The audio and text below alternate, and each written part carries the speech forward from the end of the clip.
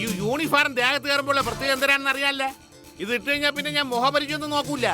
മുഖമില്ലാത്തവർക്ക് അങ്ങനെ ഒന്നും കാണാൻ പറ്റത്തില്ല. ഒരു മനുഷ്യർ ആദ്യം വേണ്ടത് എന്താണെന്നറിയാവോ? തിരിച്ചറിവ്. അതില്ലാത്തവർക്ക് അതുള്ളവർ പറഞ്ഞു കൊടുക്കും. അത് ശരി. അപ്പൊ അത് പഠിപ്പിക്കാനായിരിക്കും ടൈറ്റാനിക് സിനിമയിലെ നായകൻ്റെ തൊട്ട് നടുറോട്ടി കൈ വിടർത്തി ഇങ്ങനെ നിന്നത്. ഞാൻ പറഞ്ഞു കഴിഞ്ഞ് അപ്പുറം ഇപ്പുറം താമസിക്കുകയാണെന്നൊന്നും ഞാൻ നോക്കൂല. ഇടിഞ്ഞ അത് കയറ്റിക്കളി. ഇണങ്ങിക്കഴിഞ്ഞാൽ ഞാനൊരു മാങ്കുട്ടി. പക്ഷെ പിണങ്ങിക്കഴിഞ്ഞാ ഉണ്ടല്ലോ ഞാൻ പുലിയാണ്, പുലി. എന്ന് വെച്ചാ കാഴ്ച ബംഗ്ലാവിൽ കൊണ്ടിടേണ്ട സാധനമാ കാക്കി വിട്ട് നടു റോഡിൽ നിന്ന് സംസാരിക്കുന്നത് എന്ന്. കളിക്കല്ലേ പ്രകാശ് കുമാറിനെ കൗണ്ടർ അടിച്ച് തോപ്പിക്കല്ലേ. സ്റ്റേഷനിലേക്ക് മെസ്സേജ് കൊടുക്കട്ടെ സാർ. അയ്യേ, എലിയെ കൊല്ല ആരെങ്കിലും ആറ്റം ബോംബ് വയ്ക്കൂടെ? മിശ്ര മനുഷ്യനെ കടിക്കുന്നത് എന്തിനാണെന്ന് അറിയാമോ? അതിന്റെ നാശത്തിന്. കടിക്കുമ്പോൾ മിശ്ര വിചാരിക്കും, അമ്പോ ഞാൻ ഇതാ ഒരുത്തനെ കടിച്ച് തുണ്ടമാക്കിയെന്ന്. ക്ലൈമാക്സ് ആവുമ്പോ നമ്മൾ അതിനെ നുള്ളിയെടുത്ത് ഒരു ഞെരടല്. സംഗതി നാമാവശേഷമാകാൻ പോകുന്ന തന്റെ ഉദ്യോഗമാണ്. ഞാൻ ഉടനെ കംപ്ലൈന്റ് ചെയ്യും. എന്റെ മാരേജ് ബ്യൂറോ തകർക്കാൻ താൻ ചെയ്ത അട്ടിമറി എല്ലാ രേഖകളോടും കൂടി ഞാൻ DGP അറിയിക്കും. അയ്യോ സെബാസ്റ്റ്യ, ചിരിച്ചിരിച്ച് ശ്വാസങ്ങൾ മുട്ടണടേ. എന്റെ അമ്മോ, DGP അറിയിക്കാൻ പോളന്ന്. ഗൾഫിലെ വല്ല പാവപ്പെട്ട അറബികളടുത്തും പറഞ്ഞ അവന്മാർ ചിലപ്പോ പേടിച്ചു പോകും. ഇതേ CI പ്രകാശ് കുമാറാ, CI പ്രകാശ് കുമാർ. വെടിക്കെട്ടുകാരന്റെ മുമ്പിൽ ചെന്നാണ് ഉടുക്ക് കൊട്ടി പേടിപ്പിക്കുന്നത്. എടോ, താൻ ഈ പറയുന്നതിനൊക്കെ മറുപടി പറയാൻ എനിക്ക് വയ്യാഞ്ഞിട്ടില്ല. പക്ഷെ നമ്മൾ പഠിച്ച സ്കൂൾ രണ്ടും രണ്ടായി പോയി. അത് ശരി. അപ്പൊ സ്കൂളുകളിലൊക്കെ പഠിച്ചിട്ടുണ്ടല്ലേ? പക്ഷെ കണ്ടാ തോന്നൂല. കണ്ടാ പറയില്ല, പക്ഷെ കൊണ്ടാൽ ചിലത് പറയും. ഓ അത് ശരി. അപ്പൊ തല്ലാനാണ് പരിപാടി അല്ലേ? എന്നാ അത് കണ്ടിട്ട് എന്നെ കാര്യം. സാർ വേണ്ട, ഞാൻ സ്റ്റേഷനിൽ വിളിച്ച് പറയാം. എന്റെ ജീവിതം തുലയ്ക്കാൻ പറ്റുന്ന ഒരുത്തനെയും ഞാൻ ജയിക്കാൻ വിടില്ല. അടിക്കുക. ധൈര്യം ഉണ്ടെങ്കിൽ അടിക്ക്.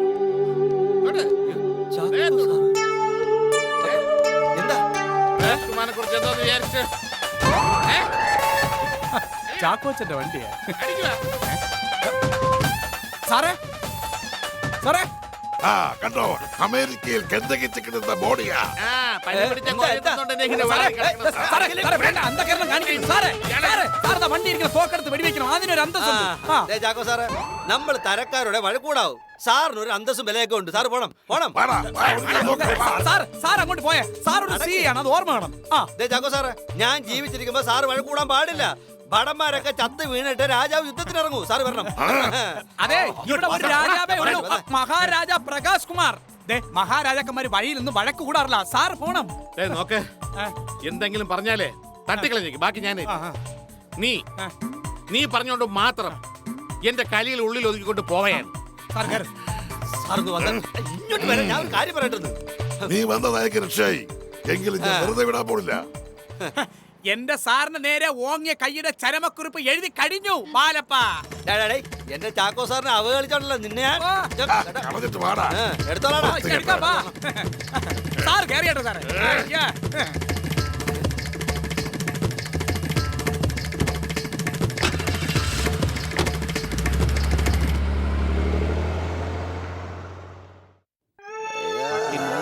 മോങ്ങാതെ അടങ്ങ്, വീടെത്തി. അങ്ങോട്ട് എടുത്തിരുന്നു. ഇതങ്ങോട്ട് എടുത്തിട്ട. എന്താ കാര്യം? ആരാ ഇങ്ങനെ കയ്യേറ്റം ചെയ്തത്?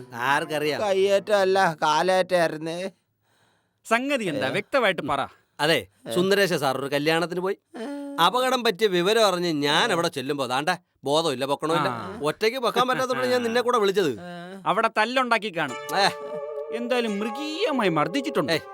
തല്ലുണ്ടാക്കിയതല്ല, കല്യാണ സദ്യക്ക് തള്ളി കയറിയെന്നാണ് എൻ്റെ അടുത്ത് പറഞ്ഞത്.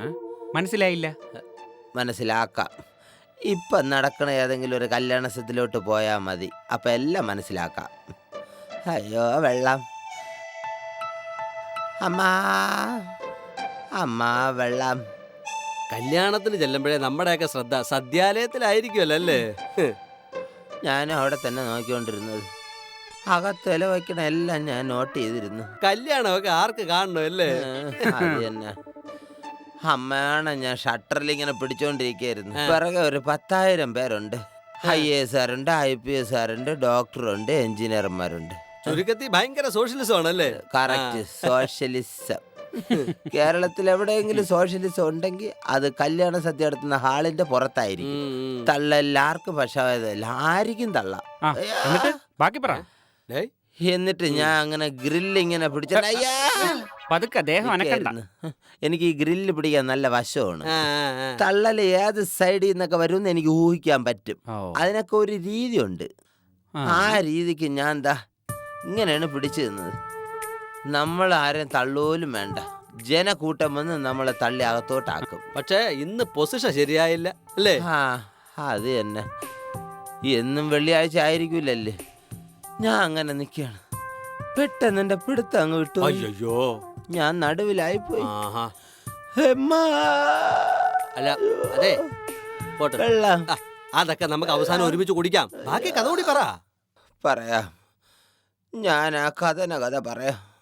സുഹൃത്തുക്കളെ, ആക്രാന്തം മൂത്ത ഒരു ജനസഞ്ചയത്തിന്റെ നടുക്ക് ഞാൻ, അതായത് ചോറിന് വേണ്ടി പരസ്പരം കടികൂടാൻ നടക്കുന്ന ഒരു ജനസഞ്ചയത്തിന്റെ നടുക്കാണ് ഈ ഞാൻ.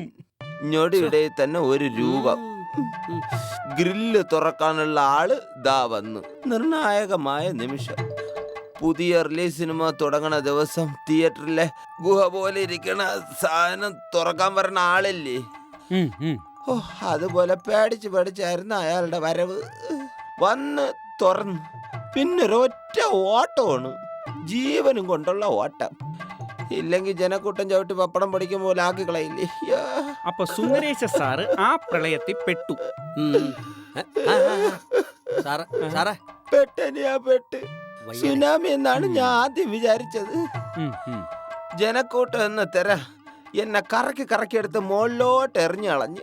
എന്റെ അമ്മോ, എന്റെ അടുത്ത് നിന്ന് IAS ഡോക്ടറുടെ ഒക്കെ കൈയിലെ ശക്തി ഒന്ന് അറിയണം. ഉയർന്നു പൊങ്ങിയ ഞാൻ വീണ്ടും ജനക്കൂട്ടത്തിന്റെ ഇടയിലേക്ക് വന്ന് വീണു. പിന്നെ കുറെ നേരം ആർത്തനാദങ്ങളും അട്ടഹാസങ്ങളും, എല്ലുകള് പൊട്ടണ ശബ്ദം, പല്ലുകള് ഒടിയണ ശബ്ദം. ബോധം കെട്ട് വീണവരെ ചെവന്ന് മാറ്റാൻ വേണ്ടി സന്നദ്ധ സേവകരും ഉണ്ടായിരുന്നു. ഞാൻ കുറെ പിടിച്ചു നിന്ന് നോക്കി. അവസാനം മുട്ടുവെച്ച് ചില വമ്പന്മാരുടെ വാരിയല് നോക്കിയുള്ള ഇടി. പക്ഷെ എന്നിട്ടും രക്ഷപ്പെട്ടില്ല. ജനക്കൂട്ടം ചവിട്ടി പൊരിച്ചല്ലേ. എടാ ബാലപ്പാ, ഏ? ഈ എത്യോപ്യയിലെ പട്ടിണി എന്ന് കേട്ടിട്ടുണ്ട്. അവിടെ ഫുഡ് പാക്കറ്റ് ഇടാൻ വണ്ടികൾ ഇങ്ങനെ വരുമ്പം അത് കണ്ടോണ്ട് ജനക്കൂട്ടം ഇങ്ങനെ തള്ളിക്കയറി വരുന്നത് ഞാൻ TV-യിൽ കണ്ടിട്ടുണ്ട്.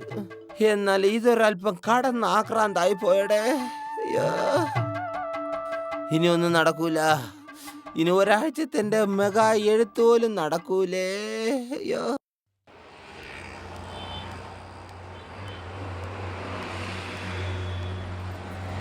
ഇതാച്ചി, ആദ്യ സമാധാനത്തിന്റെ ഇളനീരങ്ങ് കുടിച്ചാട്ടെ. അത് കുടിക്കാം. ആ.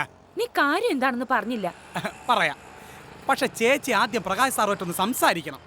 ഞാൻ പറഞ്ഞാൽ ചിലപ്പം വ്യാക്രമാകും, ചാടി വീഴും, കടിച്ചു കീറാനൊക്കെ വരും. നീ കാര്യം പറ മണിയാ. വ്യാക്രമാകണോ ചാടി വീഴണോന്നൊക്കെ പിന്നീടല്ലേ തീരുമാനിക്കുന്നത്. പറയാൻ പോകുന്നത് ശാന്തിയുടെ കാര്യമാണ്. ഏത് ശാന്തി? എവിടുത്തെ ശാന്തി? ശാന്തിയുമായിട്ട് നിനക്കെന്താ ബന്ധം? ഓ, ശാന്തി എന്ന നാമം കേട്ടപ്പോ അത് സാരിയോ ചുരിദാറോ ധരിച്ച ഒരു നാരിയാണെന്ന് ചേച്ചി തെറ്റിദ്ധരിച്ചു അല്ലേ? ഈ കോളനിയിലെ പ്രശ്നങ്ങൾക്ക് കാരണവും അത് തന്നെയാണ്. കേൾക്കുന്നതൊന്ന്, വ്യാഖ്യാനിക്കപ്പെടുന്നത് മറ്റൊന്ന്. കലികാല വൈഭവം അല്ലാതെന്ത്. മണിയ, ഞാൻ ആ ബാലപ്പനെ വഴിയിൽ വെച്ച് കണ്ടിരുന്നു. പാവം, ഞങ്ങൾ ഒരുപാട് നേരം സംസാരിച്ചു. തമ്മിൽ കാണുമ്പോ എപ്പോഴും ഉള്ളതല്ലേ ഈ സംസാരം? ഇതെപ്പോഴുള്ള സംസാരം പോലെ അല്ല ചേച്ചി. സമാധാനത്തിനെയും സ്നേഹത്തിനെയും കുറിച്ചായിരുന്നു ഞങ്ങൾ തമ്മിലുള്ള സംസാരം. അബൽ ബാന്ധവാ, പ്രകാശ് കുമാർ സാറുമായി രമ്യതയിൽ കഴിയാൻ ചാക്കോ സാറ് ആഗ്രഹം പ്രകടിപ്പിച്ചു. അതൊന്നും ശരിയാവില്ല. ഞാനും ആദ്യം അങ്ങനെയാണ് പറഞ്ഞത്. പക്ഷേ ദേ, ഒരു പക്ഷേവില്ല. എനിക്ക് വട്ടാണെന്ന് വരെ പറഞ്ഞു നടന്നതാ ആ അന്നാമ്മ. അല്ല, നമ്മുടെ ഭാഗത്തും ഉണ്ടായിട്ടില്ലേ ചേച്ചി അല്ലറ ചില്ലറ തെറ്റുകുറ്റങ്ങളൊക്കെ? ഒരു ഒത്തുതീർപ്പിന് എന്തൊക്കെയായാലും ശരി, ഈ കോളനിയുടെ പ്രസിഡന്റ് സ്ഥാനം കൈവിട്ടുകൊണ്ടുള്ള ഒരു ഒത്തുതീർപ്പിനും പ്രകാശ് ചേട്ടന് കിട്ടില്ല. അല്ല, അതൊന്നും വിട്ടുകൊടുക്കുന്ന പ്രശ്നമേ ഇല്ല. പിന്നെ എല്ലാം മറന്ന് സൗഹൃദത്തിൽ കഴിയണമെന്നുള്ള ആഗ്രഹം പ്രകടിപ്പിച്ച സ്ഥിതിക്ക് ചുമ്മാ ഒരു സന്ധ്യ സംഭാഷണം. സന്ധ്യ സംഭാഷണം ഒക്കെ ഓക്കെ, ആ. പക്ഷേ അതെന്റെ വീട്ടിൽ വെച്ച് മതി. എനിക്കും പ്രകാശ് ചേട്ടനും അങ്ങോട്ട് വലിഞ്ഞു കയറിപ്പോയി സംഭാഷണം നടത്താനൊന്നും വയ്യ. എന്റെ ചേച്ചി, അതിനൊരു തർക്കം വേണ്ട. ആദ്യം അവര് തമ്മിൽ പുറത്തെവിടെയെങ്കിലും വെച്ചൊന്ന് കാണട്ടെ, ഒന്ന് സംസാരിക്കട്ടെ. പ്രകാശ് ചേട്ടനോട് സംസാരിച്ചു നോക്കാം. ആ. പക്ഷേ എനിക്ക് തോന്നുന്നില്ല ചേട്ടൻ ഇത് അക്സെപ്റ്റ് ചെയ്യുമെന്ന്. അല്ല അത് ആ ലൈന ചർച്ച ആ. ആരുമായിട്ട്? സർക്കിൾ ഇൻസ്പെക്ടറായി ഞാനും ആ പിത്തക്കാടി ചാക്കോ ആയിട്ടാ. നടക്കൂലടേ, നടക്കൂല. ദേ സാറേ, ആജന്മ ശത്രുക്കളായ എലിയും പൂച്ചയും ഒക്കെ ചില സാഹചര്യങ്ങളിൽ പരസ്പരം കണ്ടാച്ചിരിക്കും. ആ ചാക്കോ സാറ് സമാധാനത്തിന്റെ വെള്ളരികളെ അല്ല വെള്ളരി പ്രാവുകളുമായി സാറിന്റെ മുമ്പിൽ വരാൻ തയ്യാറാണ്. തന്നെ ആ. ആ എങ്കിൽ ജന്തു സംരക്ഷണ നിയമം വെച്ച് അയാളെ പിടിച്ച ഉള്ളത്തല്ല. എന്തിന്? ഡേ നിരപരാധികളായ പ്രാവുകളെ കറി വെച്ച് തിന്നേനി. ദേ സാറേ, ഇത് പോലീസ് മുറയിൽ തന്നെ കൈകാര്യം ചെയ്യണോ? ഡേ ഏത് മുറയെ കൈകാര്യം ചെയ്യണമെന്ന് ഞാൻ തീരുമാനിച്ചോളാം. നീ എന്നെ പഠിപ്പിക്കാന്ന് വരണ്ട. മിണ്ടാവാടേ. അല്ല സാറേ, എന്തോന്നടേ? അല്ല അന്ന് രവിചന്ദ്രനോട് അനുഭാവപൂർവ്വം പെരുമാറിയത് കോളനിക്കാർക്കിടയിൽ സാറിന്റെ മതിപ്പൊന്ന് വർദ്ധിപ്പിച്ചിട്ടുണ്ട്.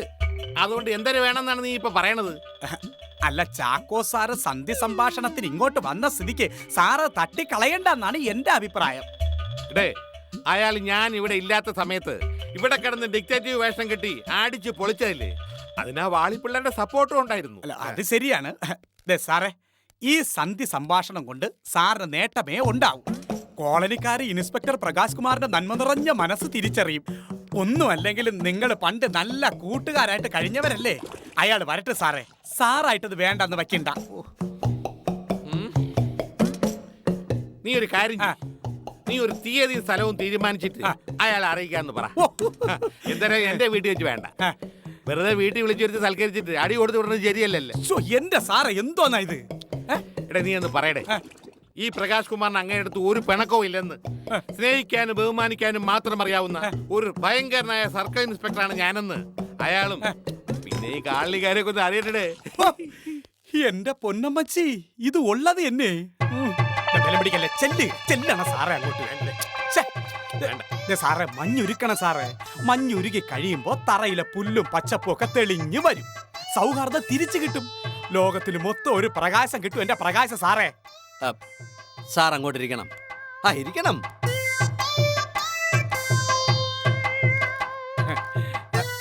സാർ ഇവിടെ ഇരിക്കണം.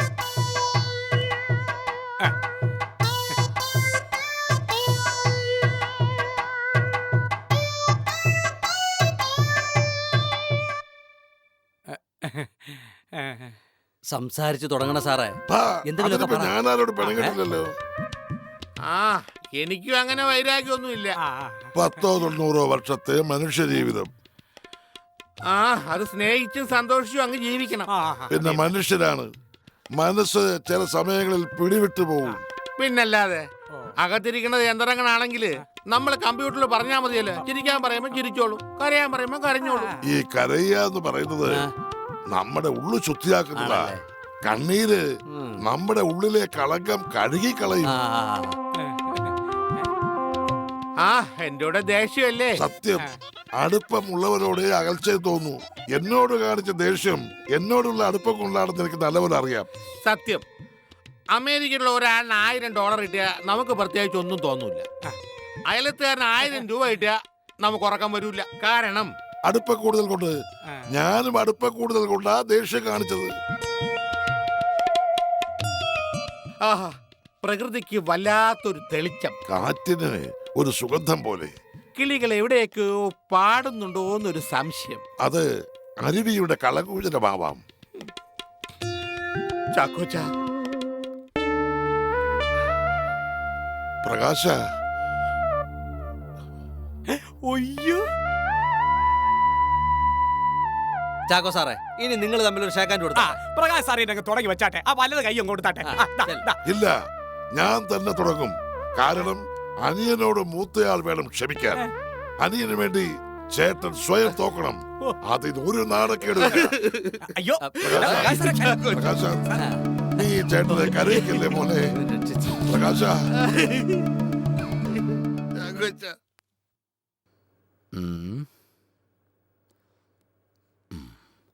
ബാലപ്പ, ഞാൻ ഒരു സത്യം പറയാണ്. എന്തോന്ന്? നോക്ക്, ഞാൻ ഒരു എഴുത്തുകാരനാണ്. എഴുത്തുകാരന് ഏറ്റവും അത്യാവശ്യമുള്ള സംഗതി എന്തിനാണെന്നറിയൂ? പേന. എടാ അതൊക്കെ പണ്ടത്തെ എഴുത്തുകാർക്ക്. പിന്നെ? എടാ ഇപ്പൊ കംപ്ലീറ്റ് മറ്റേ DTP പരിപാടിയല്ലേ. അങ്ങനെയാണെങ്കിൽ നട്ടല്ലായിരിക്കും. അതും പണ്ടത്തെ ആൾക്കാർക്ക്. ആണാ? ഇപ്പൊ നമ്മുടെ നട്ടൽ എത്ര ഇല്ലാതാവണ അത്രയും നമ്മൾ ഉയരത്തിലെത്തും. ആ. കാലം മാറിപ്പോയടാ ബാലപ്പ.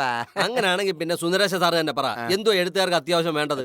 സാമൂഹ്യ ബോധം. എന്തോന്ന്? സാമൂഹ്യ ബോധം. ആഹാ. നീ വിചാരിക്കും എന്നാലും എങ്ങനെ ഈ സുന്ദരേശണ്ണന് ഇങ്ങനെയൊക്കെ പറയാൻ തോന്നണ്? ഞാൻ പറയണ അമ്മയാണ് സത്യമാണ്. സാമൂഹ്യ ബോധമാണ് എഴുത്തുകാരന് ഏറ്റവും അത്യാവശ്യം. എഴുത്തുകാരൻ ഒരിക്കലും ഒന്നിന്ന് മാറിയിക്കാൻ പാടില്ല. He is the stand in the middle of the society of India. Sundaresa സാറേ,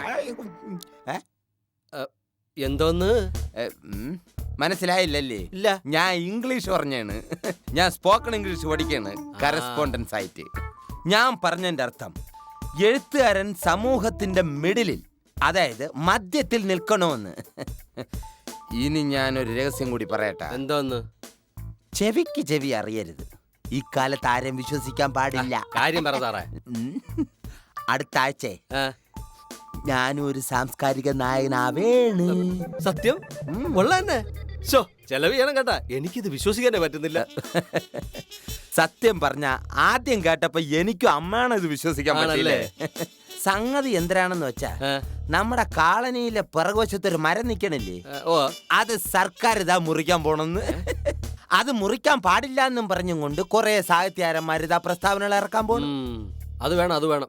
ഈ മരങ്ങൾ ഇല്ലാതായാ പിന്നെ നമ്മളെ നാട് നശിക്കും. അത് തന്നെ ഞാനും പറഞ്ഞു. അപ്പൊ അതിനൊരു ഒപ്പ് വയ്ക്കാൻ വേണ്ടി എന്നെ വിളിച്ചു. നീ നോക്ക്, ഇതുപോലുള്ള പൊതു പ്രസ്താവനകളിൽ പങ്കെടുക്കുന്നതിലൂടെയാണ് ഒരുത്തൻ സാംസ്കാരിക നായകനും സാഹിത്യ നായകനും ഒക്കെ ആയി മാറണത്. അപ്പോ വെറും ഒരു മെഗാ എഴുത്തുകാരൻ എന്ന നിലയിൽ നിന്ന് ഒരു സാംസ്കാരിക തലത്തിലേക്ക് ഉയരാൻ പോവുകയാണല്ലേ? പിന്നല്ലാതെ. നീ നോക്കിയോ, അമ്മാണ് എന്നെ ഇനി പിടിച്ചാ കിട്ടൂല. ആണല്ലേ? അതാണ് ഞാൻ പറയണത്. റൈറ്റർ ഹാസ് ആണ് എന്തൊരു പുകിലെങ്കിലും writer is the stand of the end of the climax. അയ്യോ, എന്തോ ഇടിച്ചു കേട്ടാ? ആക്സിഡന്റാ? What a pity. Every day of the accident of പറ്റി. India. വാ വാ വാ.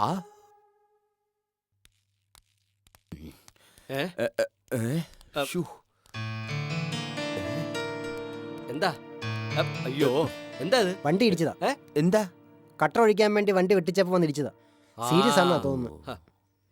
ഇതൊക്കെയാണ് പറയണ. ആർക്കും ഒരു ഉത്തരവാദിത്തം ഇല്ലെന്ന്. ഈ റോഡെന്ന് പറയണ ഇപ്പൊ വെട്ടിക്കുഴിക്കാൻ വേണ്ടി മാത്രം വെച്ചേക്കുന്ന ഒരു സ്ഥലമായി മാറിപ്പോയി. കഷ്ടം. ടാറിടുക, കുഴിക്കുക, ടാറിടുക, കുഴിക്കുക. ഒറ്റ മഴ മതി ടാർ കംപ്ലീറ്റ് അങ്ങ് ഒലിച്ചെടുത്തോണ്ട് പോവാൻ. നോക്ക്, എനിക്ക് വേണമെങ്കിൽ ഇതിനെ കുറിച്ച് മിണ്ടാതിരിക്കാം. പക്ഷെ കുറച്ച് സാമൂഹ്യ ബോധങ്ങൾ ഉണ്ടായിപ്പോയി. എനിക്കൊന്ന് ആശുപത്രി പോണം. കഷ്ടം. ഇങ്ങനെ മിനിമിരാ നോക്കിക്കൊണ്ടിരിക്കാതെ ആരെങ്കിലും ഈ പാവത്തിന്റെ അടുത്ത് ആശുപത്രി കൊണ്ടുപോയി. ആരെങ്കിലും എടുത്തിട്ട് പോയി ആശുപത്രി? പലപ്പെടെ നീ ഒന്ന് എടുത്തോണ്ട് ആശുപത്രി പോയ. അല്ല, എനിക്ക് രവിചന്ദ്ര സാറിനെ ഒന്ന് കാണാൻ പോണം. 12 മണിക്ക് ചെല്ലാന്ന് പറഞ്ഞിരുന്നേ. ആരെങ്കിലും എടുത്തിട്ട് പോടേ ഒന്ന്. പിന്നെ ഈ കണ്ണറ ദുഃഖം കിടന്ന് ഈ ചേരുമ്പോ അരിക്കുന്നതിന് മുമ്പ് ആരെങ്കിലും എടുത്തോണ്ട് എത്തി ആശുപത്രി പോയി. ആരെങ്കിലും എടുത്തിട്ട് പോ. അയ്യോ, എനിക്ക് വയ്യേ. കഷ്ടം തന്നെ. ഇതാണ് ഞാൻ പറയണ, ഒരുത്തനും ഇവിടെ ഒരു സാമൂഹ്യ ബോധമില്ലെന്ന്. എല്ലാവർക്കും അവനവന്റെ കാര്യം. ഞാനിതാ ശപിക്കും പോലെ പറയണ്, ഹൃദയത്തിൽ തൊട്ട് ഞാൻ പറയണ്, അടുത്ത കാലത്ത് എങ്ങും ഈ നാട് ശരിയാവാനേ പോണില്ല. ഈ നാട് നന്നാവണമെങ്കിൽ ആദ്യം ഇവിടുത്തെ നാട്ടുകാർ നന്നാവണം. ഇയാളെ ഒന്നെടുത്ത് ആശുപത്രി കൊണ്ടുപോടെ. കണ്ണി ചോരയില്ലടാ നിനക്കൊക്കെ. നിന്റെ അടുത്ത് അവസാനമായിട്ട് റിക്വസ്റ്റ് ചെയ്യേ, നീ ഈ സാധനത്തിന് ഒന്നെടുത്ത്. സാർ പോയാ പിന്നെ ഞാൻ അയാളെ കാണാൻ തിരുനെൽവേലി പോണോ? ഭയങ്കര വേദന ഉണ്ടാപ്പേ. എന്നെ ഒന്ന് ആശുപത്രി കൊണ്ടുപോണേ. അതിനാണ് ഞാൻ ഇത്രയും നേരം ഇവിടെ കിടന്ന് തൊള്ള പറഞ്ഞത്. കണ്ടില്ലായിരുന്നു? ഒരുത്തനും ഇവിടെ സാമൂഹ്യ ബോധമല്ല. എല്ലാവരും അടുത്ത് കുറി വന്നിട്ട് ഓരോ കാര്യം പറഞ്ഞ് നൈസാ വലിഞ്ഞളഞ്ഞ്. ഞാൻ എൻ്റെ കൂടി മാത്രമായിട്ട് ഒരു രഹസ്യം പറയട്ടെ. ചത്താന്തറി യവന്മാരാരും ഇനി രക്ഷപ്പെടാൻ പോലില്ല. എന്നെ ഒന്ന് ആശുപത്രി കൊണ്ടുപോ. അവിടെ അല്ലേ ഭയങ്കര പ്രശ്നം. എനിക്ക് കൃത്യം 2 മണിക്ക് ഒരു സാംസ്കാരിക സമ്മേളനത്തിൽ പങ്കെടുക്കാറുണ്ട്. ഒരുപാട് പോയിന്റുകൾ ഞാൻ കുറിച്ച് വെച്ചിട്ടുണ്ട്. പരിസ്ഥിതി മലിനീകരണം, ഉത്തരവാദിത്തമില്ലായ്മ, അയൽവക്കക്കാരനെ തിരിച്ചറിഞ്ഞുവിടാതിരിക്കുക, ഇത്തരം വിഷയങ്ങളുടെ നേർക്കുള്ള ആഗ്നേയ അസ്ത്രങ്ങളാണ് ഇന്നെന്റെ പ്രസംഗം. പ്ലീസ് ചേട്ടാ, ചേട്ടൻ എന്നെ ഒന്ന് കൊണ്ടുപോവോ? ഡേയ്, നിന്റെ കൈ മാത്രമല്ലേ ഒടിഞ്ഞിട്ടുള്ളു, പിന്നെ തലയും പൊട്ടി മാറിയിട്ടുണ്ട്. നിന്റെ കാലിനൊന്നും ഒരു കുരുവില്ലല്ലേ. നീ ഒരു കാര്യം മനസ്സിലാക്കണം. എനിക്ക് മുമ്പ് പ്രസംഗിച്ചവരുടെ പോയിന്റുകൾ വെട്ടിമുറിച്ച് കണ്ണിച്ച് ഞാൻ സദസ് കയ്യിലെടുക്കും. അച്ഛനമ്മമാരും മക്കളും തമ്മിൽ അകന്നു പോകുന്നതിനെ കുറിച്ച് ഞാൻ സീരിയസ് ആയിട്ട് ചർച്ച ചെയ്യും. പ്ലീസ് എന്നെ ഒന്ന് ആശുപത്രി കൊണ്ടുപോവോ? എനിക്ക് എടാ ഞാൻ പറഞ്ഞില്ലേ എന്റെ പൊന്നനിയ, ഞാൻ നേരത്തെ പറഞ്ഞു നിന്റെ കാലിനൊരു കുരു ഇല്ലല്ല, നീ എത്തിയഴിച്ച ആശുപത്രി പോടെ. നിങ്ങളെ പോലെയുള്ളവർക്ക് വേണ്ടിയിട്ടാണ് ഞാൻ ഇന്ന് പ്രസംഗിക്കണേ. നാളത്തെ പേപ്പർ എടുത്ത് നോക്കുമ്പോൾ വെണ്ടയ്ക്ക് അക്ഷരത്തിൽ എന്റെ പടവും വാർത്തയും കാണും. ഞാൻ പോട്ടെ, നീ നാളത്തെ പേപ്പർ എടുത്ത് വായര്, നിന്റെ ക്ഷീണമൊക്കെ മാറും കേട്ടെ. എടാ എത്തിയെടുത്തോണ്ട് ആശുപത്രി പോടാ, കണ്ണറാ ദുഃഖങ്ങള് മനുഷ്യന്റെ മനക്കെടുത്തേ. ഒട്ടും വയ്യേ, പ്ലീസ് ചേട്ടാ എന്നെ ഒന്ന് കൊണ്ടുപോകൂ.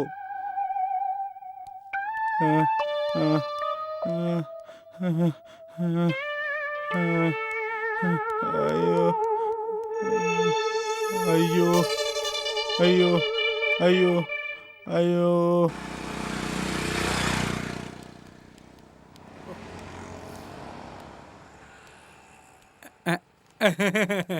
ഒരു നനസോപ്പും ഒരു കുളിസോപ്പും കൊറേ ഉണ്ടല്ലോ തരാൻ. തരാൻ ചേട്ടാ, നമ്മൾ പൊളിച്ചുവിട്ടിക്കൊണ്ട് പോണമെന്നും ഇല്ലല്ലോ. ഡെയിലി വരൂല്ലോ 3 നേരം. അത് വേണം ഇത് വേണം അത് വേണം. തരാന്ന് പറഞ്ഞാ പോരാ, തരണം. ഞാൻ പറയണ വാക്ക് മാറ്റി പറയണവനല്ല. ഇന്നലെ ഞാൻ എന്തോന്ന് പറഞ്ഞു? തരാം. ഇന്ന് ഞാൻ അത് തന്നെ പറയുന്നത് തരാം. ഒരു വാക്കല്ലേ അറിയത്തുള്ളൂ, തരാം. തന്നോന്ന് ഇതുവരെ പറഞ്ഞിട്ടില്ലല്ലോ. അതൊക്കെ തരാം. നമ്മള് പിന്നെ ഒരു കാര്യം അറിഞ്ഞ. ഹലോ ഒരു കാര്യം അറിഞ്ഞ? എന്തോന്ന് കാര്യം? പ്രകാശ് സാർ ഡയറക്ടർ ആവാൻ പോകുന്നു. എന്ത് ഡയറക്ടർ? സീരിയൽ, TV സീരിയലിന്റെ ഡയറക്ടർ. അടുത്ത ആഴ്ച TV സീരിയൽ ചെയ്യാൻ പോവല്ലേ? പ്രകാശ് വാ. ചുമ്മാ. സത്യം. ഞാൻ എന്തിനു നിങ്ങളോട് പൈസ തരാതിരിക്കാനുള്ള വഴി നീ എന്റെ അടുത്ത് വേണ്ട. അതല്ലെന്ന്, നിങ്ങൾ ഈ സിനിമയിൽ സീരിയൽ മുഖം കാണിക്കുന്നതിന് വേണ്ടി പൈസ കുറെ കളഞ്ഞതല്ലേ, അതുകൊണ്ട് ഞാൻ നിങ്ങളോടൊന്ന് പറഞ്ഞു എന്നുള്ളേ ഉള്ളൂ, ഒരു സ്നേഹത്തിന്റെ പുറത്ത്. പിന്നെ ഒരു ഉഗ്രം വേഷം വച്ചിട്ടുണ്ട് നിങ്ങൾക്ക്. ത്രൂ ഔട്ട് വേഷം തന്നെ. ത്രൂ ഔട്ട് വേഷം കിട്ടണമെങ്കിലേ തുട്ടെറിയണം. തുട്ടിന്റെ വലിപ്പം അനുസരിച്ച് സീനിന്റെ എണ്ണം കൂടും. ഡേ കാശ് ഞാൻ തരാം, പക്ഷെ ആരെ പിടിക്കണം? ആരും പിടിക്കണ്ട, എന്നെ വന്ന് കണ്ടാ മതി. വിത്ത് ഡീറ്റെയിൽ ബിൽ നോക്കിയോ. നായകൻ 10 രൂപ, സന്തോഷിക്കേണ്ട 10, വെറും 10 അല്ല 10,000 രൂപ. വില്ലൻ 8,000, ഉപനായകൻ 7,500, ഇടത്തര ഉപനായകൻ 6,500, കോമഡി 6,000 രൂപ.